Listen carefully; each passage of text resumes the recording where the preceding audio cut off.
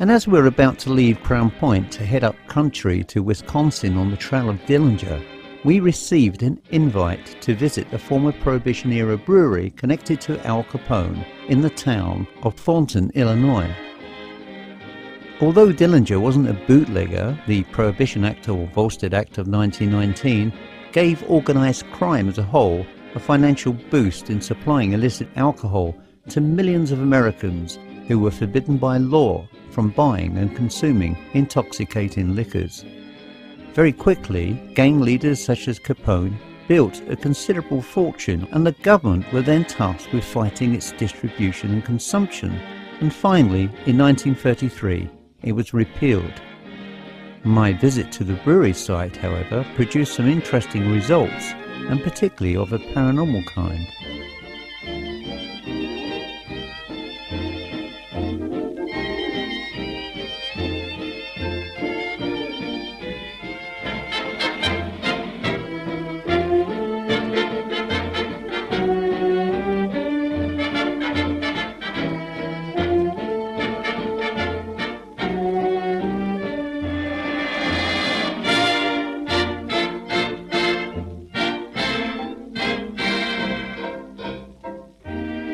At the Thornton Distilling Company at Thornton, Illinois, which has quite an interesting history, and joining me for this is Andrew, who is one of the co-owners of the location, who has some interesting stories to share and is quite an authority on history here.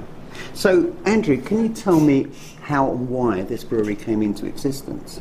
Sure. So the history goes all the way back to 1836, 1837. There was a log cabin brewery on the property that was utilizing the natural spring water. There's a large limestone quarry in Thornton, so the water comes from a deep underground aquifer, is filtered through the limestone, and is ideal for brewing and distilling. So the log cabin brewery operated from the late 1830s up until the early 1850s, when the brewery proper was built. So a German immigrant by the name Bielefeld came, was scouting locations, found a location that had an ample source of really good spring water that's limestone filtered, and built the brewery as it stands today in 1857. Bielefeld was able to operate here up until the Prohibition era, at which point he sold the brewery to his head brewer, Carl Ebner. At that time, Ebner started a soda pop bottling factory that proved to be a front. There's some really interesting articles that were published in the Tribune at the time about government agents raiding the facility, pouring hundreds of barrels out into Thorn Creek, and then that's when certain characters emerged, like Capone, and sort of commandeered the location and utilized it as a production facility. Well, there's no direct documentation that ties them to the building, and oftentimes the mob was very secretive and would not formalize things in writing. So Ebner continued to operate the soda pop bottling factory throughout Prohibition, but there are many articles, newspaper articles, that cover the mob's connection to the building, accounts of Capone coming to inspect the building late at night. It was his primary production facility, as far as I know, here in Cook County. So it was definitely one of the largest, and there's all sorts of colorful history and stories from locals, newspaper articles that talk about the mob and how they would utilize the building, come late at night. There's a couple of really cool articles that talk about a shootout. There was one of the brewers had a warrant for his arrest that was issued in Kansas. They tried to apprehend him here, and there was a shootout in front of the building. So there's stuff like that that sort of gives us a historical context, but then a lot of it is just sort of speculation, like the bodies being found in the walls in the 1950s, Capone bringing people here to torture them, people that wouldn't pay for the illegal beer and whatnot. So more apocryphal than fact, perhaps? Yes, but some of them seem to have credence, where other ones it's just you have to take it with a grain of salt. So it's hard to say what exactly happened here, but there's definitely some really interesting newspaper articles from the period that highlight sort of a darker history. Now, obviously, during its history, it had a number of fires here, I understand. Yeah, there were 3 fires here, first of which happened early 1900s. There was a tornado that struck the building in 1904 that demolished part of the building as well. The original brewery had a full cooperage on site. They would make barrels. They had an ice harvesting facility in the winter. It was totally self-sufficient, but some of that stuff was damaged throughout the years. So we still have the original structure from 1857, a lot of the original warehouses, and then, of course, the artesian well. Now, the artesian well area apparently is noted for activity of the paranormal kind, so I understand. Yes, there is a strange vibe down in the well. It's built in 1857. It's been there for over 150 years, and there's a lot of legend about Capone taking people down there and sort of negotiating more delicate negotiations that required soundproof walls and whatnot. So there's a lot of stories, and it has a colorful history. It's interesting, you see, if you look at the legend of Al Capone, it kind of mirrors itself to the legend of Elizabeth I, the Queen of England, because there are many, many places where Elizabeth I stayed overnight. And then we got Al Capone has many, many connections, allegedly, to so many places where he made an appearance. And this is one of a number of places that may or may not have been utilised by the mob. But the evidence, from I understand, from the research that's been carried out by local people, suggests that Al Capone did actually run this for his own benefit. Now, you didn't come into this until much later. You have no familial contact or connection with the site. You took over when? So, about 4 years ago, we were looking for a location for our brewery and distilling operation. I had approached the building owner, who's now my business partner. Mm-hmm. He's a steward of history and essentially purchased the building in order to preserve its history. So he, at the time, had the building vacant for about 15 years. And then when we approached him, he hopped on board, became an angel investor that he is, mm-hmm. and helped us bring the building back to life while essentially embracing its historical integrity. Now, there have been a number of occurrences here of a paranormal kind. Now, were they triggered by the fact that people were renovating this building, do you think? Because I understand there's a photograph of a ghost that was allegedly captured here. Where was it captured? So above the bar area, our bar is located in the original brewing tower, which is about 2.5 stories. So there's a space on the second story that leads into the old house, the residence, and that there was some sort of apparition that appeared. One of the customers was snapping photos of the architecture and captured it last year. It looks like two figures in the photograph, doesn't it? Yes. Like perhaps a man or a woman that are peering down. I understand you mentioned to me earlier about the night watchman who allegedly haunts this property. Yes, there was a gentleman with the last name Hunt who was the property manager or caretaker. He supposedly haunts the building. So he would walk around at nighttime just keeping an eye on things. He was essentially guardian that the mob brought on, and legend has it that he still walks the halls to this day. We have a couple photographs of Hunt where he's wearing a hat, and to me in the image it looks like him, a figure wearing a hat, very similar to some of the images we have. Tell me, what have you experienced of a paranormal kind since you've been here? I've experienced several different things that have been sort of jarring. I make the dough late at night before food service, and I was here by myself, and directly above my head there what sounded like a footstep. A little dust came down from the ceiling, and it kind of gave me goosebumps. It must have freaked you out. The trespasser on the building. Exactly, and I'm like, I'm not afraid of anything, so I turned on a couple of lights naturally and continued to prep the dough, and about a minute and a half later there was a very loud foot stomp directly above my head, and a brick fell down from the ceiling. Wow. So that was interesting. There have been a couple other instances where we found little kids' footprints going through some of the soil.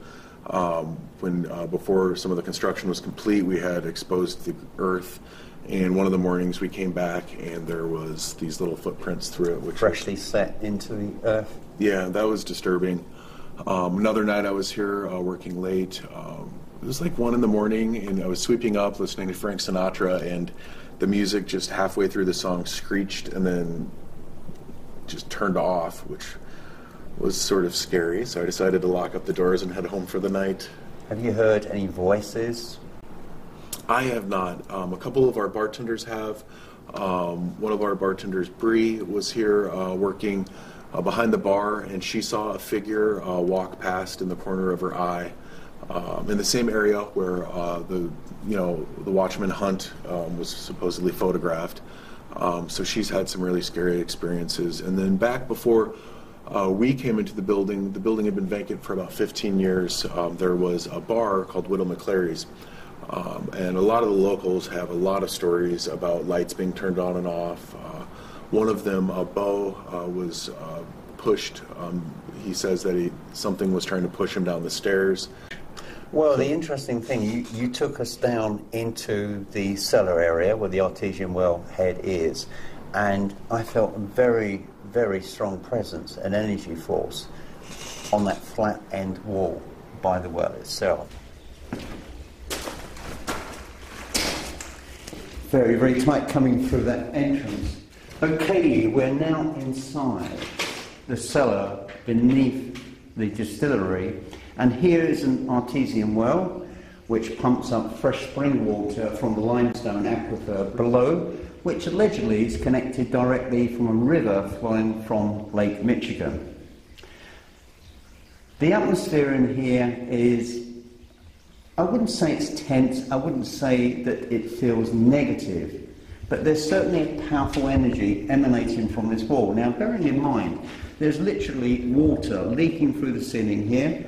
It's a very wet environment, and as far as paranormal activity is concerned, there's a definite link between flowing water and particularly so this stone. And I can feel quite a strong energy force here. According to legend, if you can believe these tales, Al Capone had people walled up alive in here as punishment. And apparently they recovered a number of skeletons in the past when they were renovating this structure. I think the story is largely apocryphal. There's no evidence. I've not seen any photographs or any written account that can prove this. But there's definitely a very strong spiritual presence here. And it's that presence which I'm hoping we can tap into. Now, other groups have been down here in the past. They've tapped into spiritual activity, and I'm certainly hopeful that we'll be able to do the same tonight. So what we're hoping to do a little bit later, go back down there, carry out an investigation. With a PSB-7, we've got a night cam, hopefully to pick up something interesting.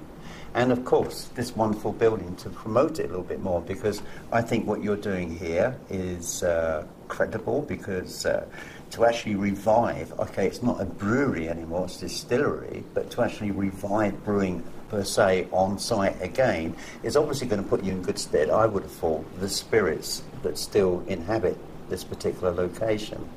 Yeah, we're really curious about the history, about some of the phenomena. That would help us, because it's concerning to know that there could be bad energy in the building. We actually recently got our brewing license, so we're going to bring back brewing to the building here soon.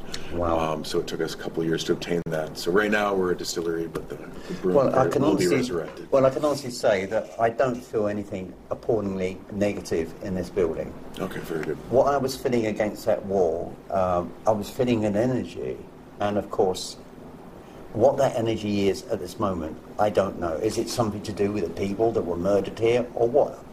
We need to establish that. But just wandering around the rest of the building, it feels very protected. That's good. I don't feel anything negative at all.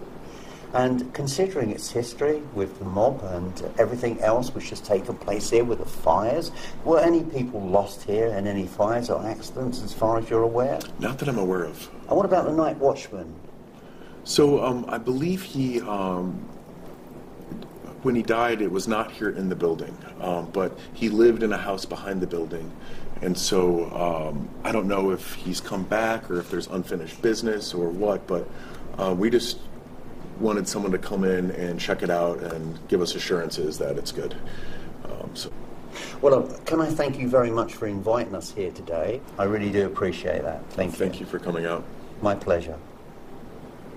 What we're going to start off with initially is with the night shot camcorder to see whether or not we can pick up light anomalies, and then we're going to finish off with a ghost box session. I'm not feeling anything negative here at all at this moment, although I can say it is very, very wet in here, as one would expect. This particular chamber has existed, as far as I'm aware, since 1857. And before that, this was a natural spring which was used by the Native Americans. So there is a lot of history attached to this particular area of the entire building. And of course, it's the most original and most complete part of the entire structure. And it's going to be the place that I'm hoping they're going to reach out to us. So we're going to commence now with a night cam, and then we'll follow with a ghost box. Will you come here in love, light and peace?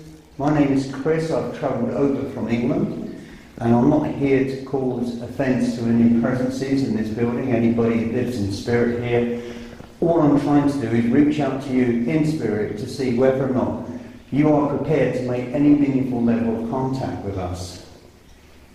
If there's anybody inside this chamber, could you give us an indication, please, of your presence? Could you make a noise or give some other indication, whether it's touching me or touching the cameraman or making some noise? And as you can hear on the camera, this is the sound of water, obviously flowing from a well.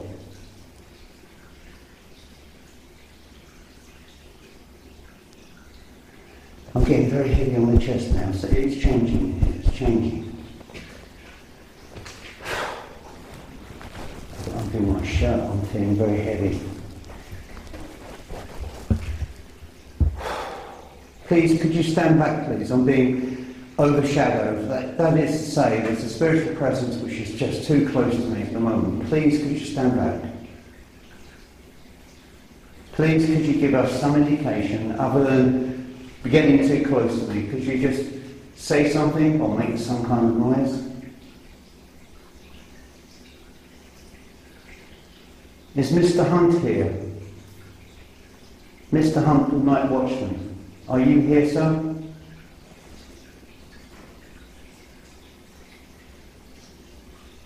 I should imagine with your family name is Hunt that you have some British ancestry, such as myself. Are you prepared to reach out to us here tonight? Are you prepared to open up to us? See that? Is there anybody attached to this beautiful building who could give an indication, please, of your presence? If you are here, Mr. Hunt, I know that you are very proudly attached to this building, sir. Could you say something?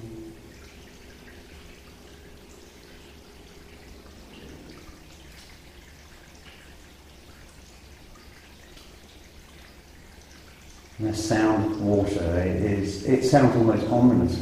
I'm just going over to this wall because this is where I felt an energy source. I have to be careful. The energy is strong here again. I'm not sure whether there is a tunnel beyond this and the reason why it's been walled up, because it strikes me as though it may have led on to something else originally. On the other side of this, there was a tunnel which led to the outside, but that's now been blocked off. So we're quite sealed in to this particular catacomb.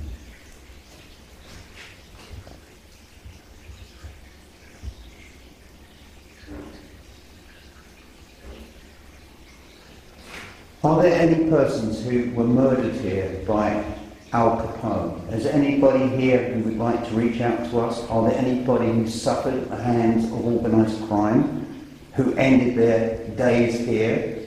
Because I can imagine in this building, in this structure, underground, if somebody was shot, if somebody was stabbed, and even if they screamed, nobody outside of this stone structure would be heard.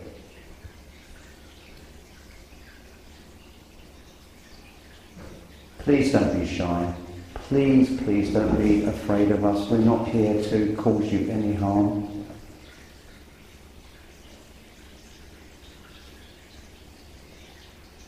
Despite my clothing, I'm nothing to do with the organised crime, I'm nothing to do with the feds. I'm just an ordinary guy who's travelled over from England, who is trying to reach out to those of you who are in spirit here.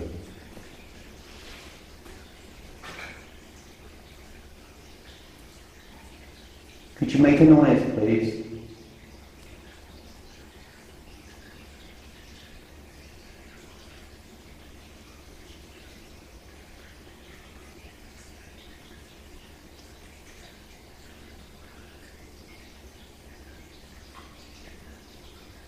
Sound of water and the sound of silence.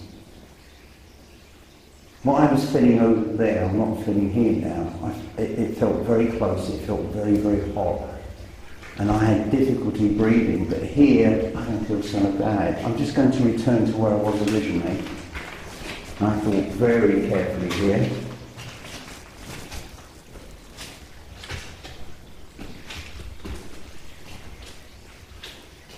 Carefully walk past the tripod. Let's go down this side. This was the entrance, and quite often, you often in some locations get a lot of spiritual activity in passing points, and particularly this tunnel here, which is now bricked up.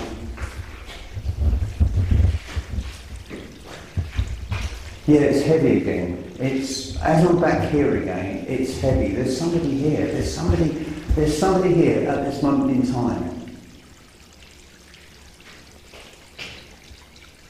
And the presence is now, and I've just seen a flash on the other wall. A flash, you won't see it if you spun the camera around, but I've just seen what looked like a grey flash going across the top of the arc of the chamber.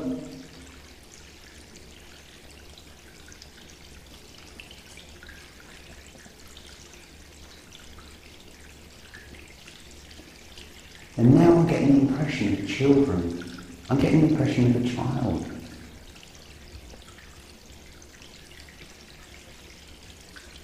Please don't be afraid. Please do not be frightened of us. I am a gentle human being. My friend who's on the camera is a gentle human being too. But unless you reach out to us to tell us your town, to show us, to give us an indication, it's not going to be easy to establish that level of contact with you. What I'm going to do now, I'm going to stand silent just for a couple of minutes and see whether or not they are prepared to reciprocate.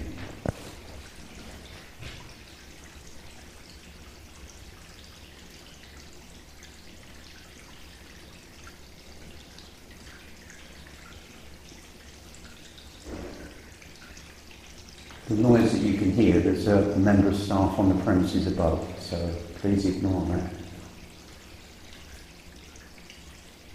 This is just a weird structure. The energy that I'm feeling here is quite different to anything else that I've experienced previously.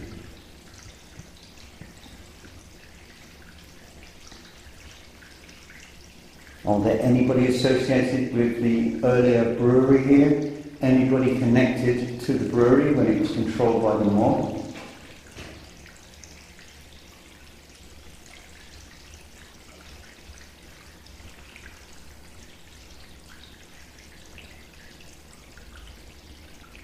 This child.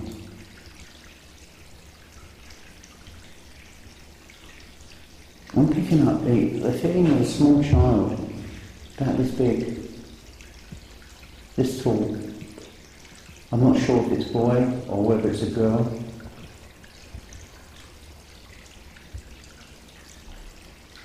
Mr. Hunt, are you here, sir? You are believed to be the guardian of this building, and therefore, by default, will be the guardian of this catacomb, this chamber.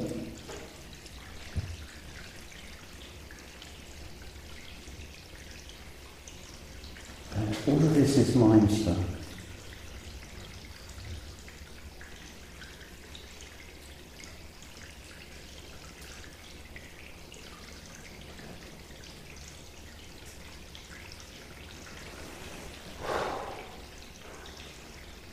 I'm feeling just a little bit overpowered here at the moment.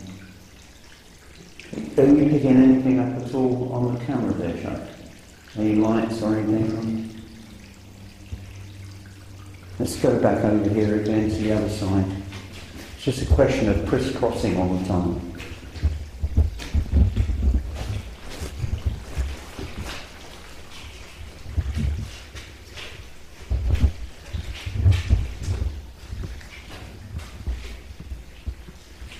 Thank you.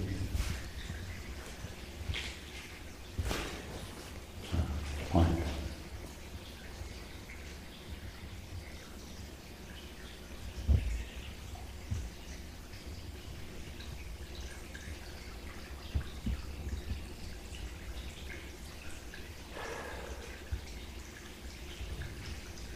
Who are you? Who are you, please?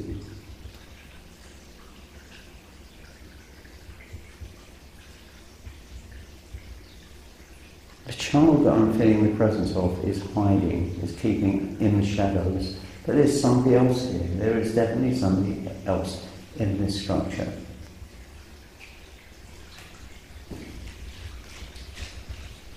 Please give us an indication. I just heard a voice. Did you hear that? I heard something. Yeah. And again.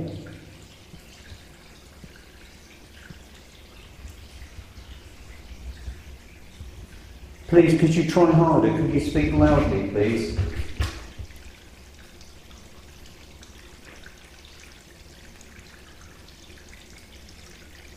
I mean no offence, I'm not here to offend you, to harm you.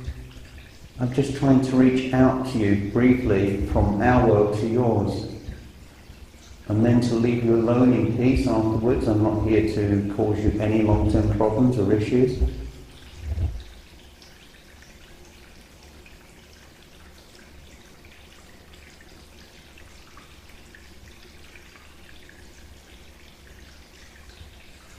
Okay, I'm getting light flashes over the back and the side, but then when I move over to that side, now I see a flash coming across here as well, so it's gone quiet again. I think what we're going to do now, I'm pushing it as hard as I can, but I'm not actually digging in much deeper. What we're going to do now, for those of you in spirit, we have a device which makes a sound that you can utilise, so you can construct into words, and we hope that you're prepared to use that to make a level of contact with us.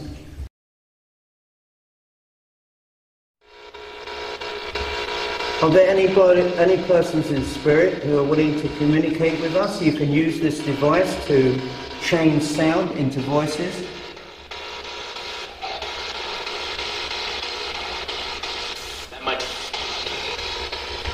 Sorry, yes, I heard something there. No? Who are you, please?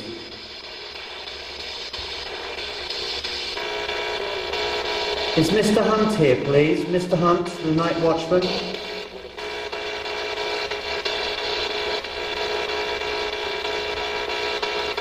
Is the child here, please?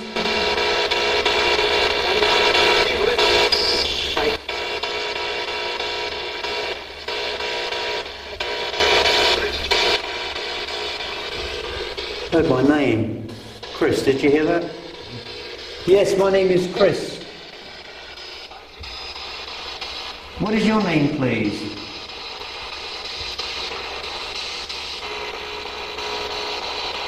My name is Chris. And my friend's name is Chuck. Charles.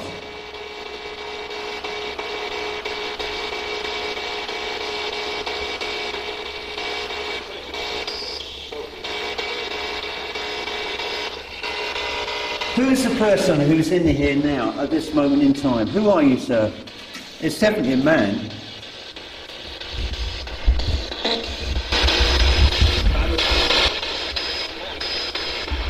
Can you tell me your name, please?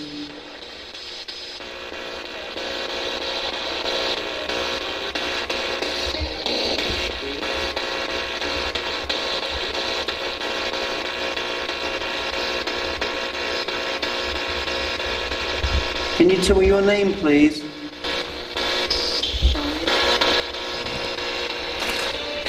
That sounded like a female voice. Is there a lady here, please?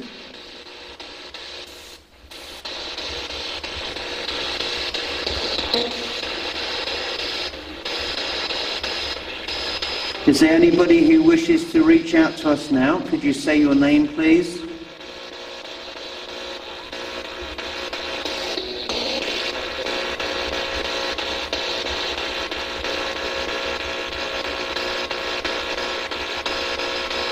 It's very spasmodic at the moment. It's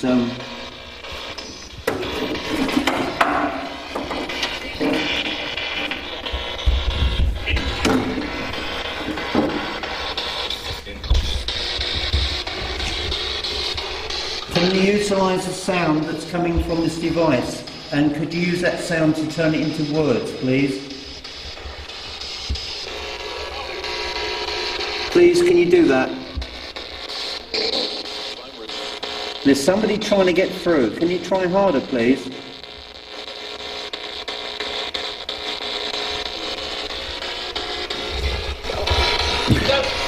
Yep. Yeah, I heard that. Who are you, sir?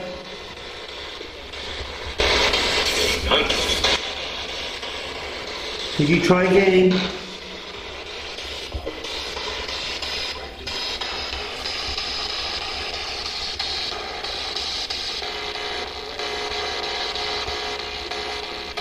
We know that you're here, but you must try harder. You must use that sound to turn into words.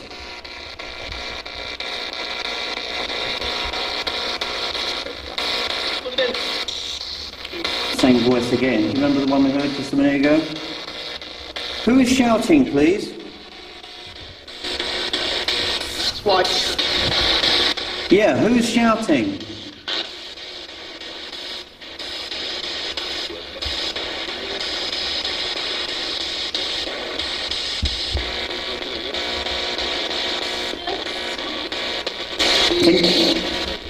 I know you're trying to get through, but you really have to concentrate. You have to project the sound from this device by turning it into words that we can understand. Yeah, I heard you again.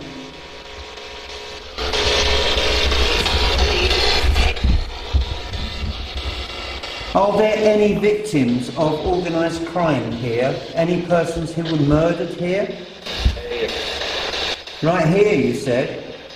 Who are you, please? What is your name?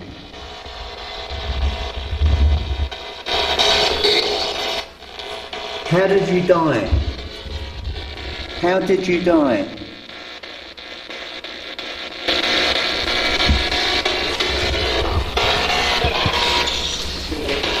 Was anybody walled up here, as the legend has it? Was anyone hidden behind these stone walls? Yes. And what is your name, please? Just give me your first name.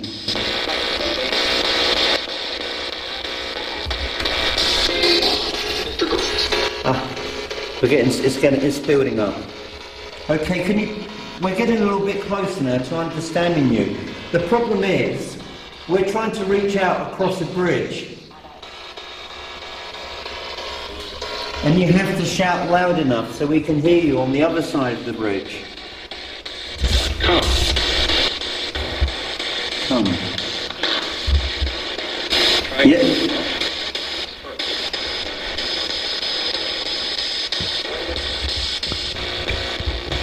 We are divided by two worlds.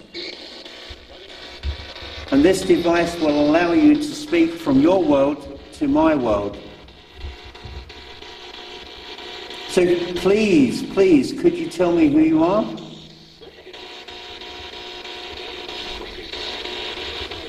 Was there murder here?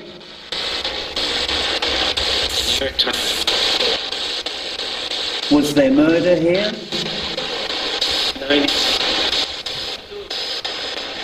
Was that no?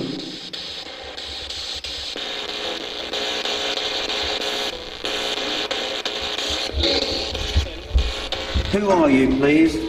I know you're here, but you have to try harder. Remember, we're standing on either side of a bridge. Shout across the bridge, please.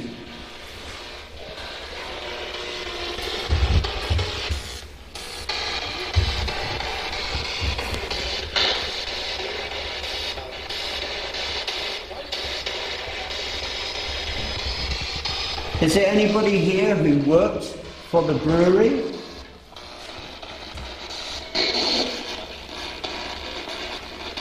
Is it Byfeld was the owner, wasn't it? Mm-hmm. Is Mr. Byfeld here?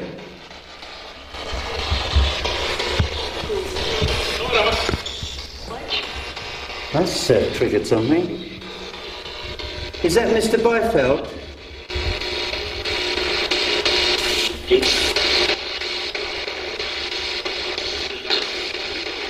Could you try harder, sir?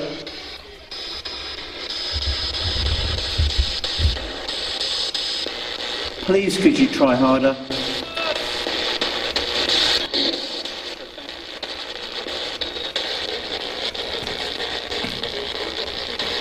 My feet are aching. Really aching. My feet feel really heavy and achy. Sorry, sir, what did you say?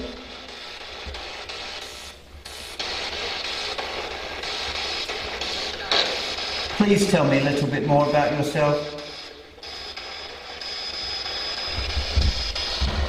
Do you want us to go?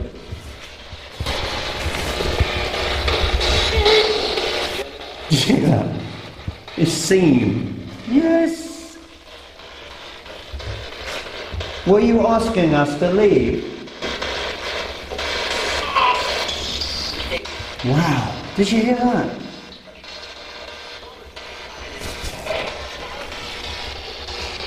Can you try again, please? That was... we're almost there. Another voice then. Do you want us to go? Yes or no?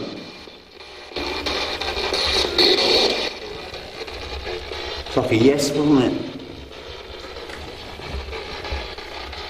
Could you just tell me your name? And if you tell me your name, we'll go now. You're not clear. It's the same man again, the voice we heard earlier. Could you try again, please?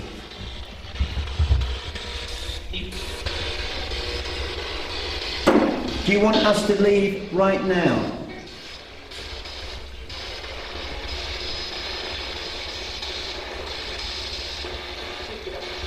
Can you tell me your name, please, before we go? And your name, please?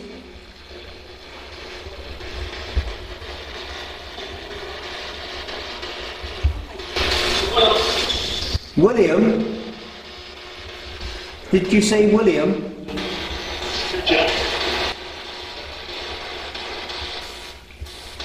Was that yes?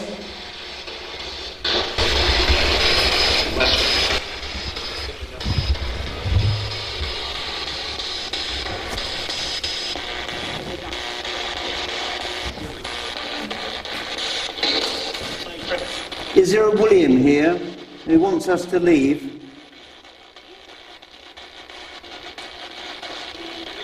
Yes or no, please?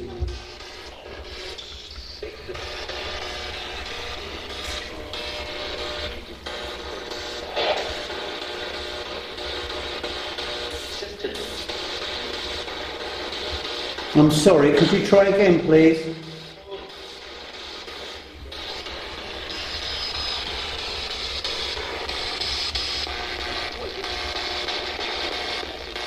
Is Mr. Hunt here before we go? I just want to say goodbye to Mr. Hunt.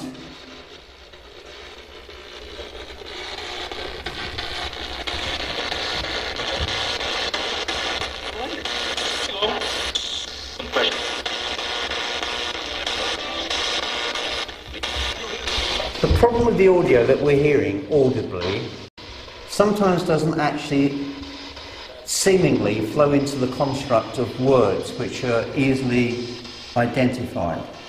And so quite often it's only when I'm actually reviewing the videotape that I'm able to discern who is actually saying what and why. We're certainly getting some interaction there, and there's certainly presences here that do not want us to be here. So if they are actually saying something that at this moment in time we cannot actually hear, I should be able to pick it up on the edit. And of course, if that is the case, as you're watching this, you should be able to hear it too.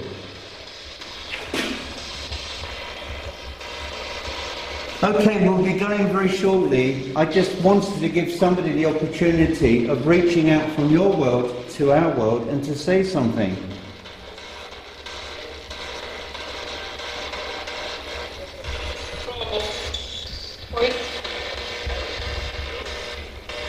Who's the lady who's joined us?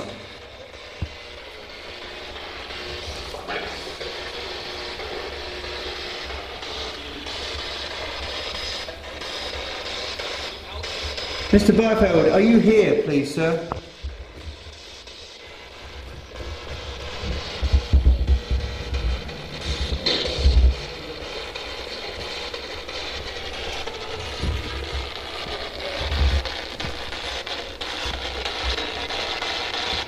Please, could you try and reach out to us?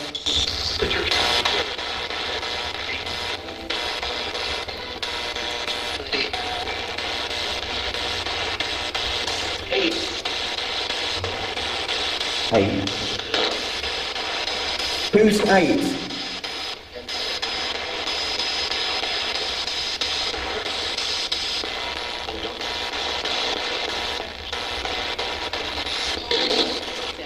We are going now. We just want to ask you one question. Was anybody murdered inside this cellar? Next to the artesian well, was anybody murdered in this area? Did anybody die here?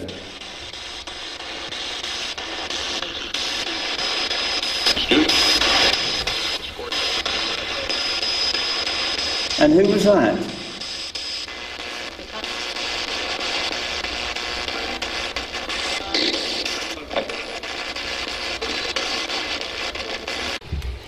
As I say, we're getting responses, but we're not getting the full-on responses that sometimes is achievable in some locations.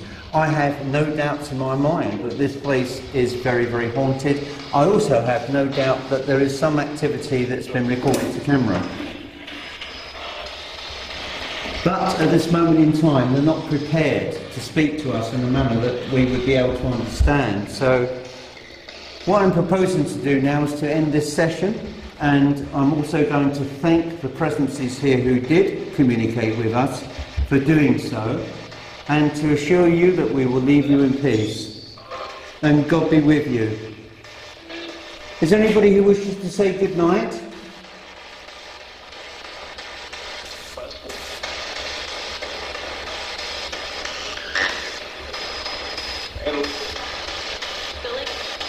Billy.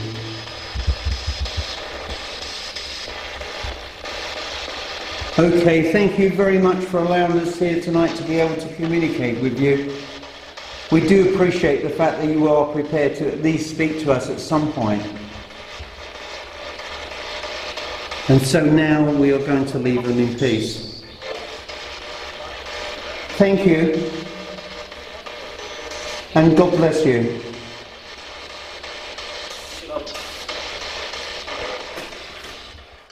And sadly our time here tonight has come to an end.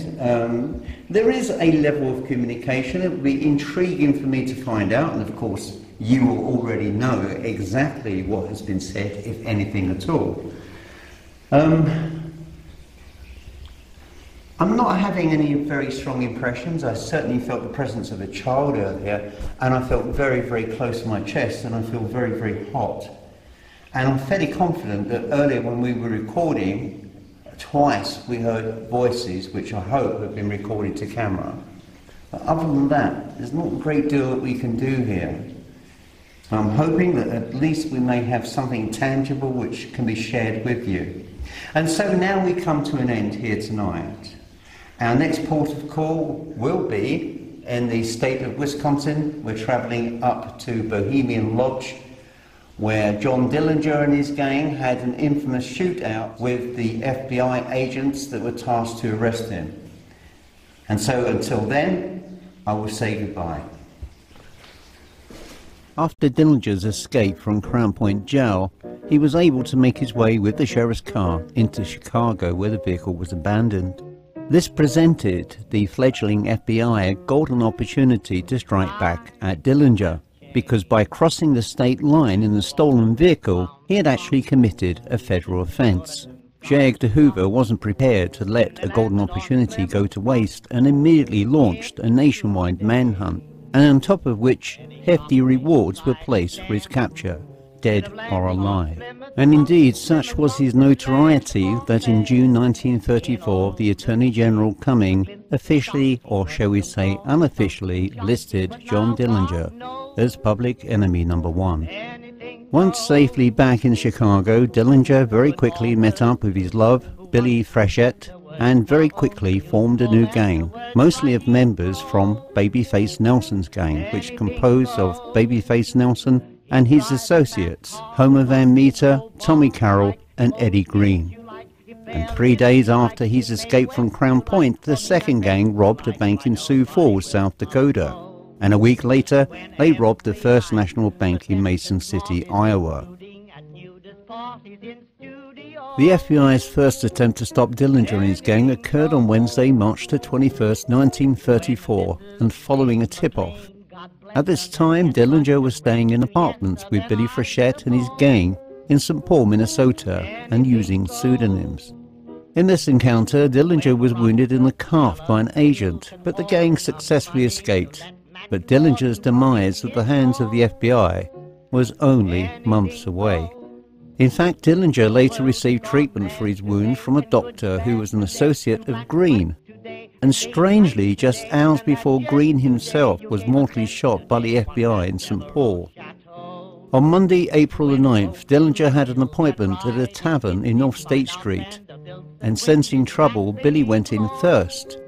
But she was promptly arrested by agents, but she refused to reveal Dillinger's whereabouts. In fact, at that time, Dillinger was waiting in his car outside the tavern and then drove off unnoticed. The two would never see each other again. Dillinger was deeply affected by Billy's arrest and wanted to rescue her from the FBI, and to this end, they raided a police station in Warsaw, Indiana, where, having taken a policeman hostage into the office, they stole guns and bulletproof vests. But no rescue attempt for Billy took place. Another chance for the FBI to redeem themselves came in the form of a telephone call received on the Sunday morning of April the 22nd, 1934.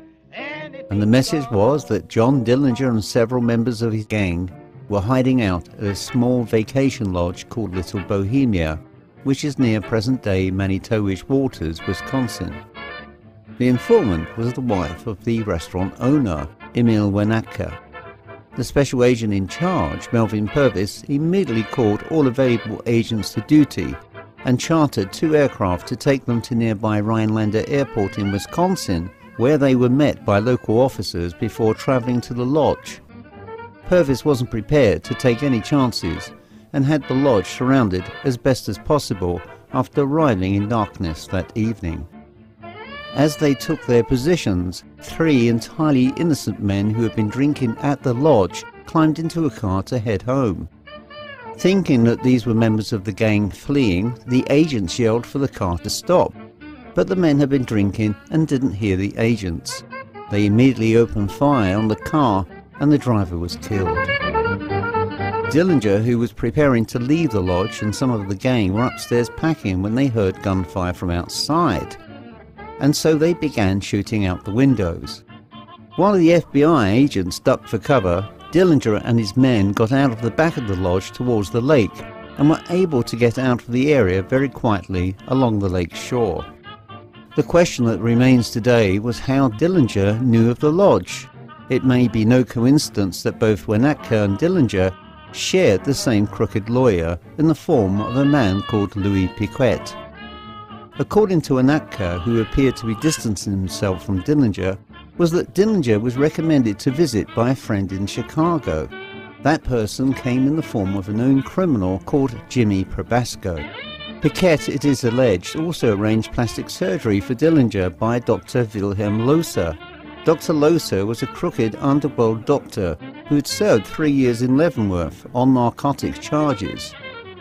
Later the truth would surface, and the Illinois Supreme Court disbarred Piquet for harbouring Dillinger gangster Homer Van Meter, and he also lost his licence to practice law and was ordered to serve 2.5-year jail term and pay a very hefty fine of $10,000.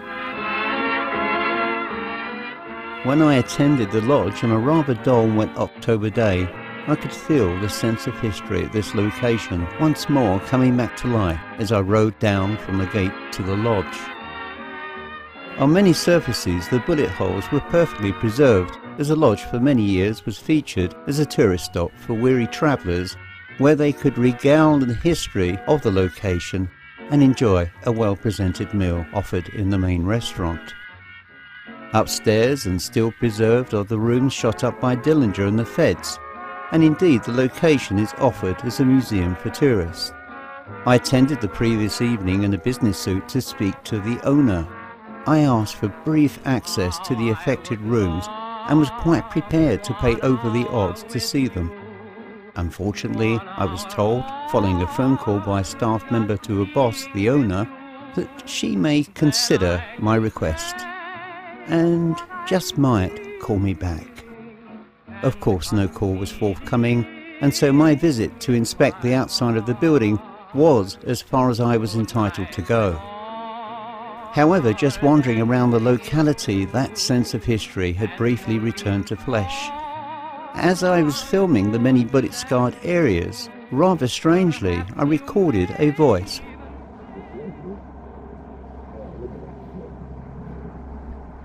Looking cool, ain't it?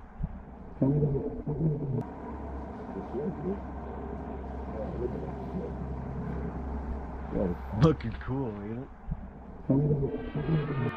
However, our journey to rekindle the spirit of John Dillinger had not quite finalised, as we returned to Chicago to play out Dillinger's last moments on this earth.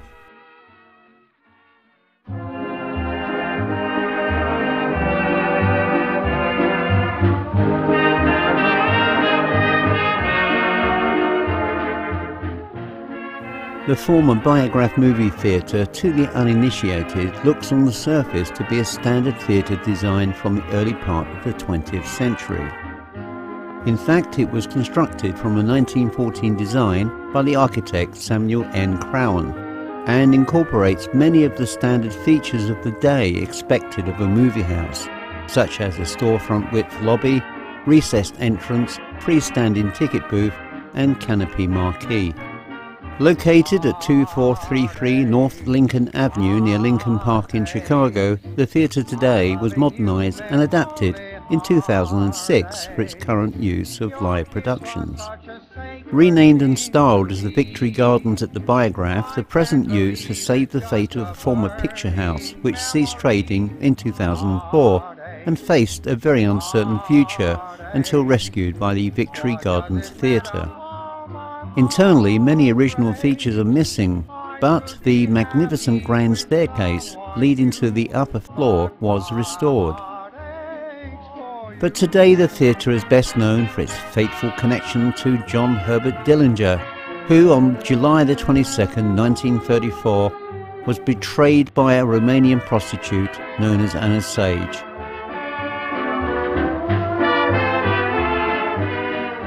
Her real name was Anna Kumpenash, and she contacted the FBI after being threatened with deportation for having a low moral character, and in order to prevent her deportation, she offered agents information on Dillinger in exchange for their help.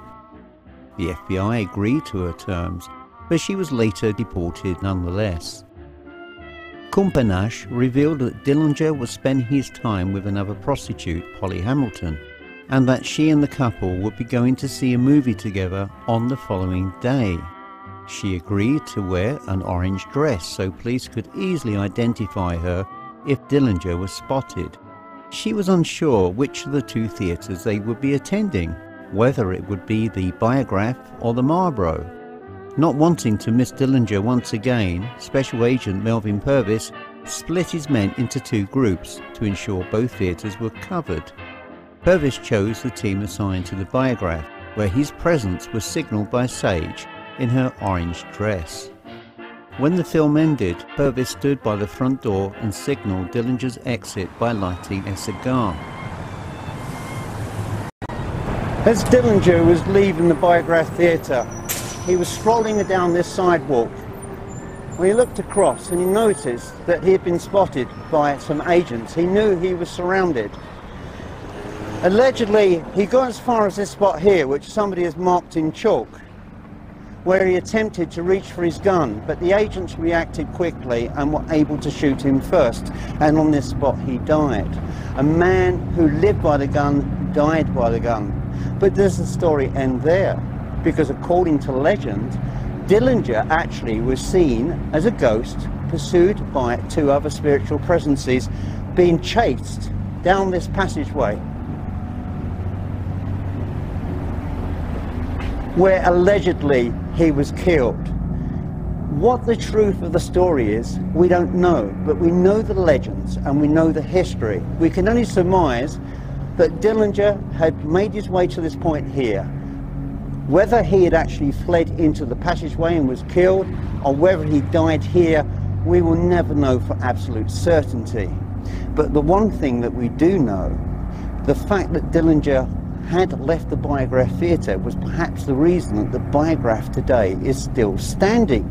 Because not only was it a historic building, it was a building associated with a momentous act in America's history in the early part of the 20th century. Public enemy number one. While filming in my very noticeable attire, I attracted the interest of a group of tourists from Mexico and sounded out one of the group on their reasons to be visiting the death site of John Dillinger.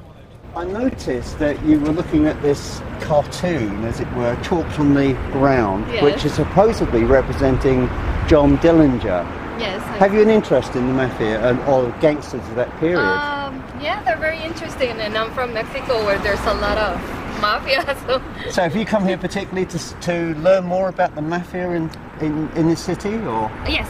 You have? Yes, well, my husband, he likes history a lot, so I'm here with him. What do you know about John Dillinger? Would you say he was a good guy, or would you say he was a bad guy? Bad guy. What was good about his legend, though? What do you find that really appeals to you about John Dillinger? What is it that sort of grabs you and you think, wow, he's quite a character? Well, I think becoming a leader is very hard. Any kind of leader, a good one or a bad one. So he must have a really great personality or something. Absolutely. And he's somebody that you knew about since you were a kid and you were growing up with that legend? Or? Yes. History classes, yes. And you come from Mexico, yes, and you mentioned briefly earlier about banditry or gangs in Mexico. Yes. So would you say that John Dillinger is a more romanticized version of what you're experiencing today in Mexico? Yes.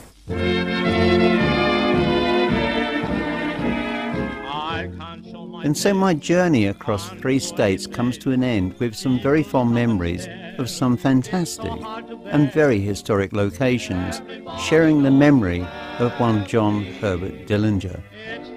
I hope you've enjoyed this saunter into the past, and I look very much forward to seeing you again very soon.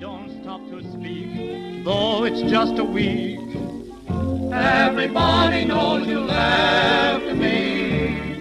It's the talk of the town.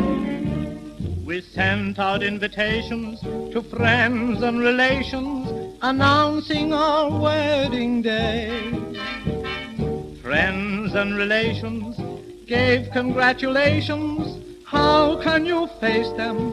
What can you say? Let's make up, sweetheart. We can't stay apart.